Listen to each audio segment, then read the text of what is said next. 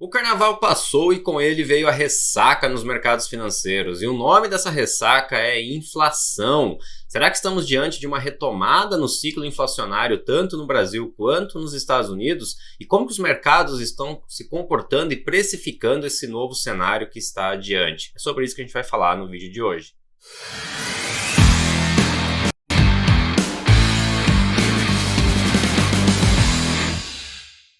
A todos aqueles que estão chegando agora aqui no canal, meu nome é Adriano Bondezano, analista CNPI aqui da Rock Trade, e no vídeo de hoje nós vamos falar sobre a ressaca que os mercados financeiros tiveram na semana passada e também na semana anterior, no que diz respeito a essa retomada do ciclo inflacionário, alguns indicadores vindo acima das expectativas e trazendo consigo esse medo sobre a inflação, tanto nos Estados Unidos quanto aqui no Brasil e também na Europa e em outros países também.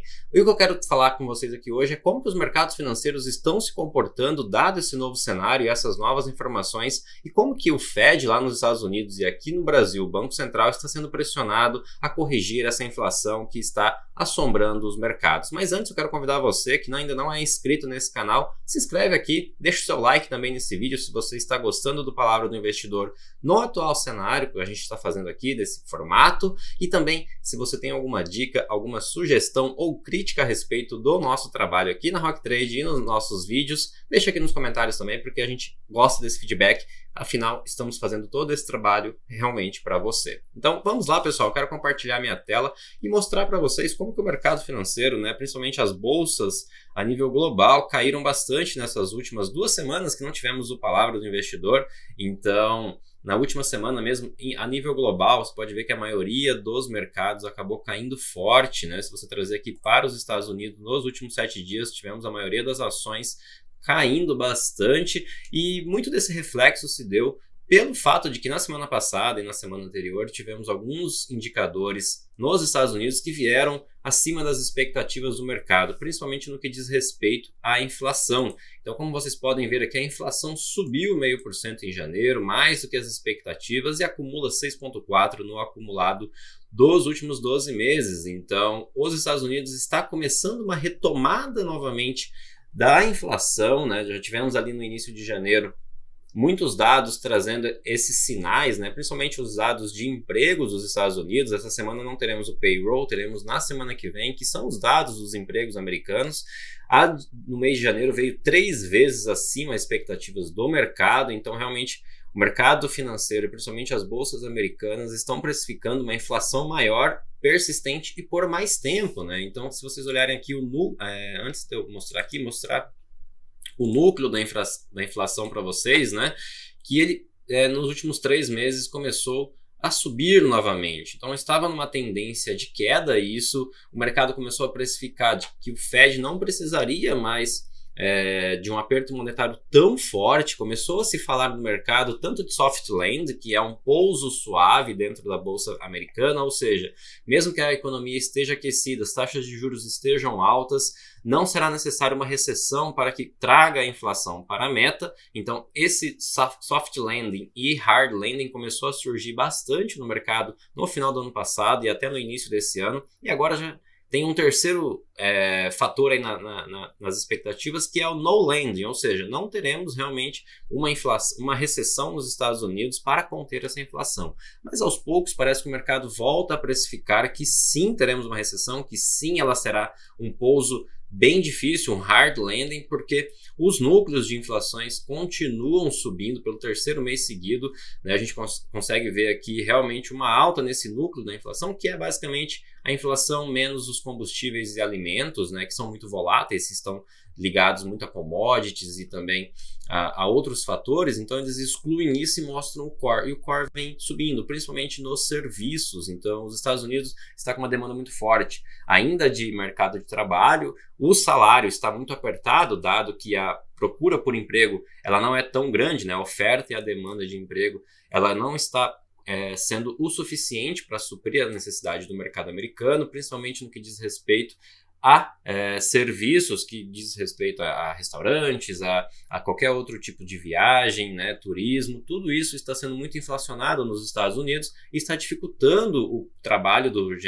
Jerome Powell no que diz respeito a essa inflação. Então, nós estamos acompanhando lá. O mercado estava precificando, vou mostrar aqui para vocês o gráfico do S&P 500 e da Nasdaq, mostrando realmente que o pior já tinha passado, que o fundo do mercado já estava ficado para trás, né? Mas aparentemente, né, depois de alguns dados que saiu na semana passada, como eu disse para vocês, o mercado voltou a precificar, né, principalmente aqui nas expectativas de taxas de juros. Se vocês lembrarem e voltarem na palavra do investidor que a gente fez na semana retrasada, vocês podem ver que o aumento aqui para 22 de março, que é a próxima reunião, estava em 70%, 80% realmente de 0,25 de aumento na taxa de juros americana. Isso não mudou. O que mudou foi as expectativas futuras. Então aqui em maio a gente já vê que o aumento em mais 0,25, que não era consenso entre o mercado, agora passou a ser consenso, ou seja,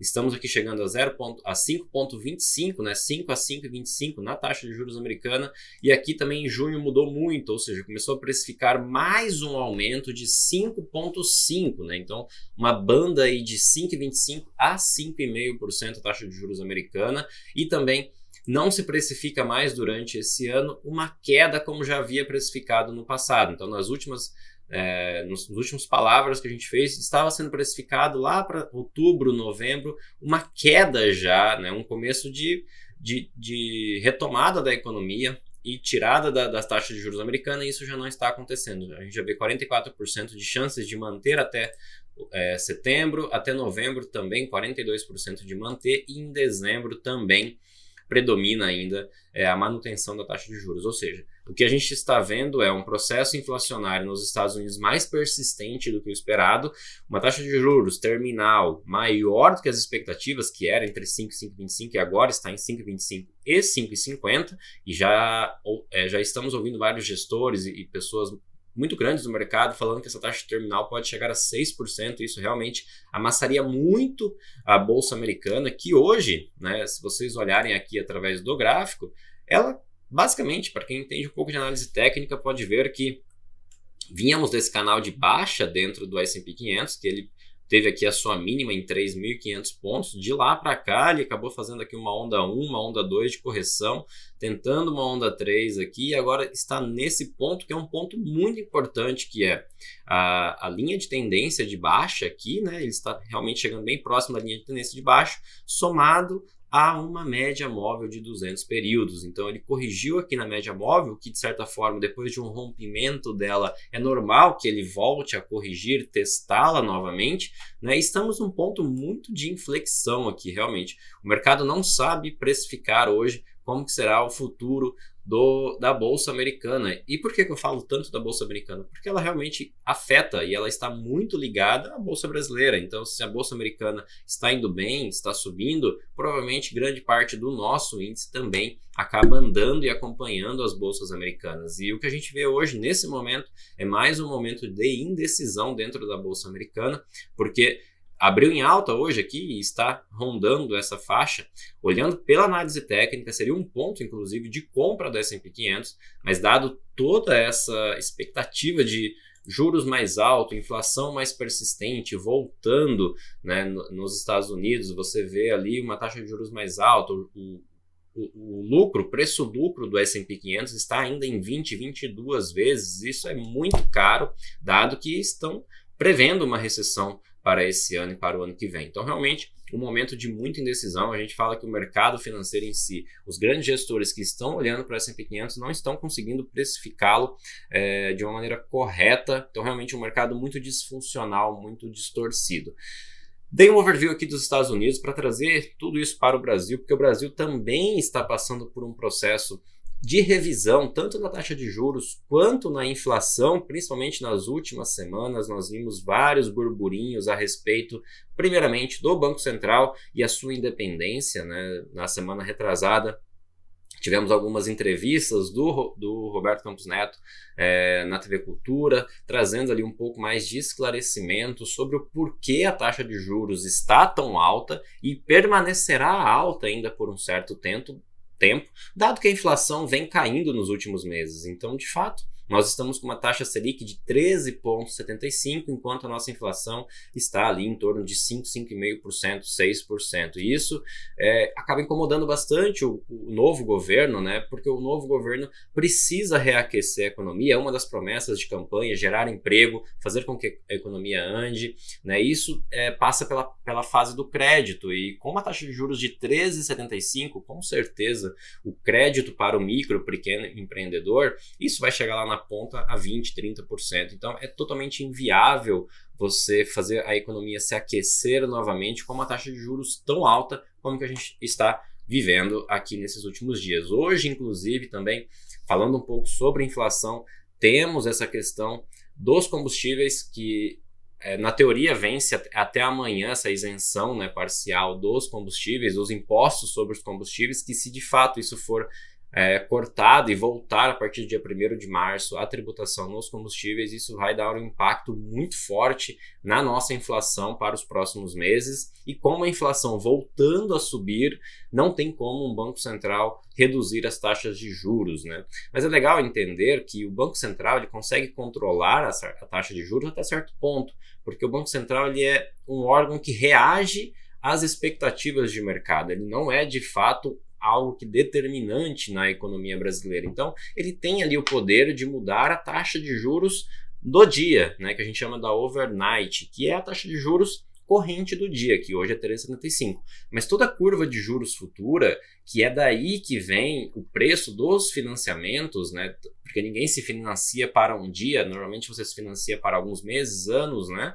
E isso ele não tem controle. E essa curva de juros futura ela voltou a subir, dado que a expectativa da inflação também voltou a subir. Então eu quero mostrar aqui para vocês o Boletim Focus de hoje, né? Na verdade, dia 24 de fevereiro, saiu na sexta-feira o Boletim Focus, e aqui ele traz as expectativas tanto para IPCA, PIB, câmbio quanto Selic. Então, se vocês olharem no ano de 2023, a taxa terminal estava com uma expectativa de 5,74 para o IPCA, né, nossa inflação, e hoje já está em 5,90, então está subindo já há 11 semanas consecutivas. Se você olhar o PIB está até subindo levemente, mas se você olhar o câmbio está congelado tanto nos próximos anos, né? E a Selic também, que estava em 12,5%, uma expectativa de redução de 1,25% para esse ano, já está com uma redução de apenas 1%.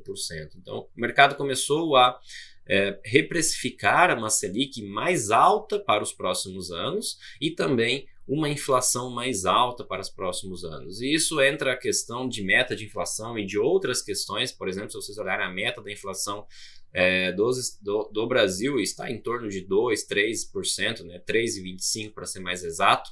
E dado um mundo mais inflacionário, entrou a questão de que se mudar a meta da inflação, poderemos ter uma flexibilização da taxa de juros de uma maneira mais fácil, né? Trazendo a inflação para a meta com um pouco mais de juros e inflação no longo prazo, né? Então essas são todas as questões que estão rondando o Banco Central e o novo governo, né? Também a questão do arcabouço fiscal, que será determinante para o próximo mês. Então o mês de março será carregado de indicadores e de burburinhos a respeito desses pontos, né? Porque confessamos que a taxa de juros sim está alta, a economia está esfriando e estamos caminhando para uma recessão, dado que realmente é impossível você crescer, uma empresa financiar, uma empresa investir pensando em longo prazo com uma taxa de juros tão alta, ela não consegue ter retorno. E a nossa bolsa de valores está diretamente ligado a isso, ou seja, se a bolsa não sobe, quem sobe é os juros. Se os juros continuarem subindo, dado que a inflação está continuando a subir,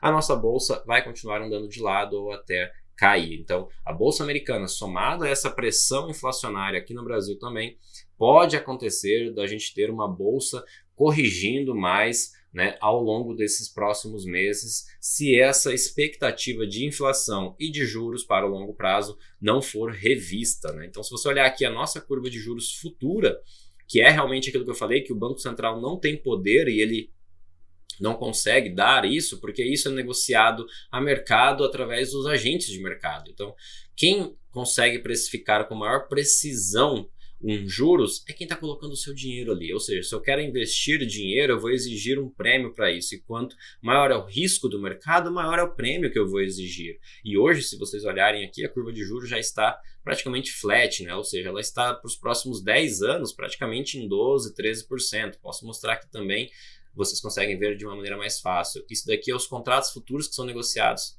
Nesse exato momento estão sendo negociados, então para os próximos 10 anos, a gente vê a curva futura toda em torno de 13%, 12%. Então realmente é mais juros para o longo prazo, realmente é por aqui que as empresas se financiam pelo juros de longo prazo. E se a gente não ver essas taxas caindo, a gente não vai conseguir ver a bolsa caindo, né? A bolsa subindo, né? E trazendo aqui para a bolsa de valores e já fazendo um pouco de análise aqui sobre o que está acontecendo no mercado, a gente pode ver que o índice Bovespa ele vem numa tendência de queda nos últimos dias, né?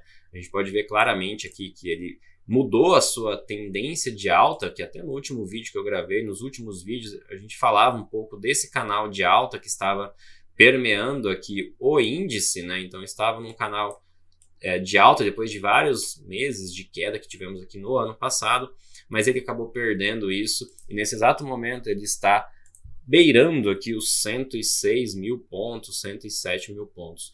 Se vocês verem aqui, a gente tinha um suporte muito forte dentro dessa região dos 107 mil pontos, ele chegou a tocar várias vezes nessa região, mas realmente na sexta-feira, um dia de queda forte, quase 1,8 de queda na sexta-feira, ele rompeu e já buscou o primeiro alvo aqui de Fibonacci. Então se a gente der um zoom aqui para dar uma olhada com mais clareza, a gente vê que ele já tocou aqui no primeiro alvo, que foi em 105 mil pontos, e provavelmente ele vai dar um repique aqui, né? Mas pode vir buscar esse 100% de Fibonacci ou até os 161% de Fibonacci, que coincide com esse fundo feito aqui anteriormente. Então realmente o Ibovespa está mudando a sua tendência para uma tendência de queda no curto prazo, né, nos próximos dias primeiramente, né? Então vamos acompanhar porque poderemos ter um pouco mais de estresse no mercado nesse mês de março. Olhando aqui para o dólar, né, o dólar depois que ele veio aqui nos 4,96 ali em meados de fevereiro, bem no início, né, a gente viu o dólar se valorizando bastante durante esse mês, né, subiu bem e está aqui novamente vindo buscar esse topo de mercado aqui, né, dessa linha de tendência de baixa. Então o dólar pode vir buscar aqui os 5,30, 5,35, que coincide com essa média de 200 também, que é uma grande resistência para o mercado. Então, no curto prazo a gente vê ainda uma bolsa um pouquinho estressada, então apertem os cintos, porque nesse momento, né, estamos vigiantes, olhando realmente para o mercado, para ver como que ele vai se comportar nos próximos dias, que teremos diversos indicadores, principalmente nessa semana e na semana que vem. Essa semana temos alguns PMIs que sairão tanto na zona do euro quanto nos Estados Unidos, aqui no Brasil também, e na semana que vem temos um dos principais indicadores do mundo, que é o payroll, e ele vai ditar bastante, né, sobre qual será o futuro da Bolsa Americana e, consequentemente, o futuro da Bolsa Brasileira. Por hoje era só, quero compartilhar com vocês aqui todas essas informações. Espero que tenhamos uma ótima semana de negociação e na segunda-feira que vem voltaremos em mais um Palavra do Investidor. Uma ótima semana para você e até mais. Tchau, tchau.